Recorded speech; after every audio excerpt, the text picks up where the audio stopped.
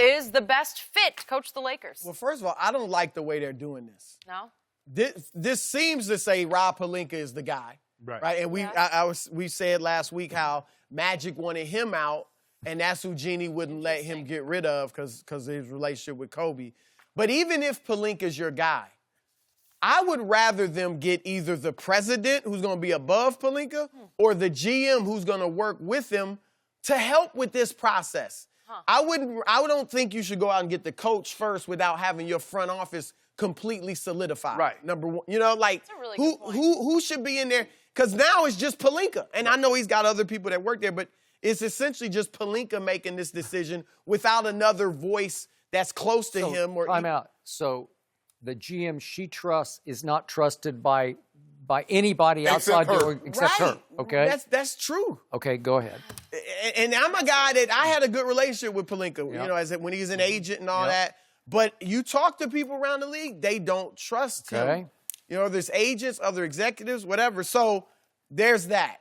Now, as far as who should be the coach, Ty Lue. I almost think some of this is let's get Juwan's name out there. Let's do him a favor, interview him. You know, so now he'll get interviewed for other jobs in Cleveland. I think wants to talk to him. Monty Williams is a good coach. I thought he did a good job in Portland. I thought he did a good job in New Orleans. I thought their main problem when he was there was the guys couldn't stay healthy. Right. Drew Holiday was hardly ever healthy under Monty Williams. Still. So I think these are decent candidates, but here's the thing. You are all in on LeBron James now. Yes. You got 2, maybe 3 years where he's at that elite level. You have got to go all in on whatever it takes. And I'm not saying turn the franchise over to him, but you have to get a coach in here that he's comfortable with. You don't have time to experiment. You don't know if you're getting anybody else. This might be your team. It might be. You know, so you don't know if you're getting anybody else. Juwan Howard, he could be great. He could be poor. We don't know, but you know what? I don't have time to figure it out. Right? Monty Williams, we know what he's done. Is he better than Ty Lue? I think he's good, but I don't think he's necessarily better than Ty Lue. And look, with LeBron, there's always some type of suspense and drama. So next year, no matter who's the coach, something's coming. Okay? And if the coach is Monty or Juwan, that leaves it out for others and LeBron to question the coach. If it's Ty Lue, this is your guy. You won a championship with him. We removed the coach off. That's nothing you can be critical of. And he knows. And Ty Lue knows. Ty Lue said, I got to take my blood pressure medicine. I got to eat healthy. It's going to be a challenge. These jokers going to kill me if I don't do what I'm supposed to. That's right. Get on the treadmill an hour before practice. They like to kill me up in Cleveland. I believe it's going to be Ty Lue also, Skip, because of the history and the familiarity in which LeBron James shares with Tyronn Lue. Look, Juwan Howard, and I agree with you, Chris, he might be all-time great. But you can't figure it out when you got an all-time great player. A first-year head coach, when it's NBA Finals or bust with a first-year head coach. Is that where you're going? I don't think so. So true. Monty Williams, LeBron is a little familiar with him because he was on Coach K's staff during the Olympics, and he had a little success. I think they made the playoffs one year under Monty. Didn't they make the playoffs? Yeah, he's a solid coach. So I think, but I don't know him like I know Ty Lue. Ty Lue knows me. Ty Lue knows my ways. I think now Ty Lue can grab LeBron, and say, "Bron, that language, bro, you gotta tighten that body language up, bro. You know, these young guys. You know, Ty Lue like that. Oh, Lue, I mean, he can talk to him, Skip, because the thing is, this is what we know. LeBron respects guys that coach, that played the game, and if they won, wow. And you know how much of before you go a bond there is when you've won a championship. I agree with that. We know Jordan was like, look, Michael Jordan could play with any coach, but he won with Phil, and he was like, I ain't going nowhere with that. Where I feel, I'm gone. Kobe was the same way, right? So that's how it is with you, Skip. I won with Skip Bayless. I can have it. I don't know. I'm done. If Skip retire, I'm done too. I'm out of here, How do Jenny. you guys feel about me? I don't know what they're gonna do. That's the biggest bunch of baloney ever spewed on this With show. Skip Bayless walk, we're a package deal. Yeah. We're a package deal. Yeah. I'm right there with you Unfortunately, guys. we haven't won anything yet.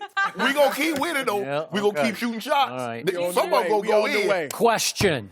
Yeah. Are we sure that LeBron wants Ty Lue? Are we sure about that? Because if he gets Ty Lue, quote unquote, then he loses any excuse. Like, you got your coach, LeBron. Well, what's wrong now, right? You sure he wants that? They're never gonna give LeBron an excuse anyway because he's LeBron. He the GOAT. GOAT don't have excuses. Remember what you told me, Skip? Even the injuries, Jenny said that was an excuse. You couldn't even. Phony goats have excuses. And he, okay, you started it, I finished it. Tell us. Okay. Ty Lue is the obvious best fit for this because I Yes. think he's the only man alive who could actually maybe handle the drama because he knows it so well. He can condition himself to be ready for it because, as you say, it's not going to come a little bit. It's going to come every night. It just always does. LeBron thrives on it, as you always say. The people around him, sometimes they crumble under the heat and the pressure and the social media backlash of it. Okay, so that would make the most sense to me, but I'm really intrigued by why Monty Williams' name keeps coming up. And I asked Shannon this, and you've been plugged into the LeBron camp. Is it possible that Rich Paul is pushing for Monty Williams because his other client, AD, might be saying, let me play with him again? Is it possible they think that the skids are greased for this trade to happen in the offseason? That it's going to be Anthony Davis as LeBron's sidekick and co-star, and that he would really flourish under Monty Williams because he played for him for 3 years. David Griffin, president of operations. Okay, maybe so maybe he in there now sliding right on tour, Chris. Well, he ain't gonna do him no favors. Oh, I mean, they're gonna have to earn Anthony Davis if they get that trade. Okay, but is it possible that's why his name has come up in this? Now, I will say this. Before Magic resigned, I was hearing Monty Williams. Magic is a big fan of his. Okay. So I don't know anybody who isn't a big fan. Right. But yeah, Magic, I know, I don't think Magic was gonna hire him, but he was gonna get an interview and all that. So Pelinka and Magic were probably talking. Pelinka's hiring him too. So allow me to say that when we did this topic on Friday, it appeared to me, and I did not like the fact that it felt like Jeannie was about to dig in and say, no, I'm keeping Luke Walton in spite of what LeBron and his camp want and in spite of what Magic wanted. I'm going to hang on. It's going to be all in the family. I'm going to elevate Kurt Rambis. And to her credit, and I don't know if she just felt public pressure, but she said, no, Luke, I got to let you go. But then to your point, now it's cart before horse because you need the head person, if there's going to be a head person, to make this call, not Rob Pelinka. This is the worst guy on the phones trying to get somebody to come to L.A., right? So I'm not sure, even though I was pleasantly shocked that she let Luke go, and obviously because I thought the night before it had been reported on ESPN that he was the #1 candidate already for Sacramento, right? What about tampering? How does a guy have a job and they talk about he's the #1 candidate if he were to lose the job? Skip, he might have walked in and he's like, Jenny, what y'all gonna do? He said, because I got something already lined up. And I don't want you guys to leave me hanging, and then the job gets filled while I'm in here hanging. So if you can't guarantee me that I'm gonna come back next year, let's just go ahead. We'll mutually agree to part ways, and I'm going up the road and get me a job. I think that also made her feel like Luke will be fine. You know, versus that's true. We're firing him. He doesn't have a job. Now it's more like, years left for the he's going to land on it. You know, financially, of course, he'll be fine. But you know what I mean? Like, he's going to get another job. He'll be okay. I can deal with it. Last name on the list is Mark Jackson. I am a big fan. I still think he doesn't get enough credit for the foundation he laid at Golden State. He taught those kids a lot of what they know about playing basketball, and Steve Kerr was able to walk in and take them up one more level. But, again, he would make LeBron comfortably uncomfortable, while Ty Lue will just make him totally comfortable. And yet, I don't know if LeBron would accept Mark Jackson at this stage and age of his career. I'm with you. I would love to see Mark Jackson get a chance at this. And now I don't think Mark is still with Clutch, but Clutch represented him for a while. But I think he should get a shot. I've been told he's not going to. Defense, he taught Golden State how to play defense. He put the confidence in Steph and Klay that they could be this great backcourt. And let me throw this out because everybody, and I don't want to take anything from Steve Kerr, but remember, Steve Kerr was, when he first got hired in Golden State, he was going to start David Lee just like Mark Jackson had been doing.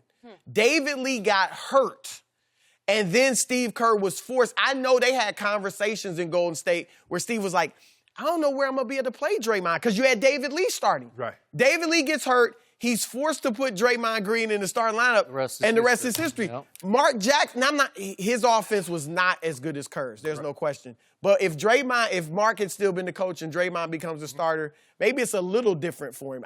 It was the right move for Kerr, but he Mark stumbled into the death lineup. Yep. Remember, they getting blowed out. He's like, well, let me just go on and throw Iggy It in was here. out of desperation. It's like, oh.